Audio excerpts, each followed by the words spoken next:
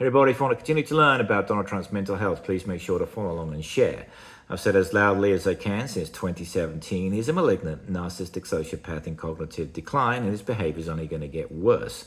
Now, quite a few people ask, how is it possible to diagnose someone from afar? Well, in Donald Trump's case, it's actually quite easy, so we'll start at the beginning. He's a garden variety example of a particular and precisely delineated psychiatric condition. He is, sadly for him and dangerously for the rest of us, a prisoner of his psychopathy, a puppet on a string to the set of destructive personality traits that dictate his behavior. He inherited them genetically. He's at the mercy of those traits, and of course, so are we. I've said it 1,000 times. He is owned by his pathology. So let's discuss the checklist that helps people diagnose. It's called the Hare Psychopathy Checklist, and I'll say about it briefly because it allows us to understand what goes on so much in Donald Trump's head and why he is a particularly dangerous human being. The psychopathy checklist has 20 items. First, you are usually required if you have a patient in front of you, to collect voluminous data to get detailed life history, information, something like that.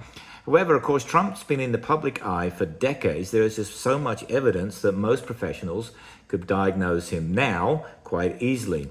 But before I get into the Trump findings with the checklist, let me just note that none of the items on the checklist for Donald Trump are good news. None of it is good. They all represent worrisome traits or behaviors. Some examples on this checklist include deception, gaslighting, callousness, promiscuous sexual activity, history of juvenile delinquency, and lack of conscience. I've just spoken about previously in an earlier video. He has no empathy. He's incapable.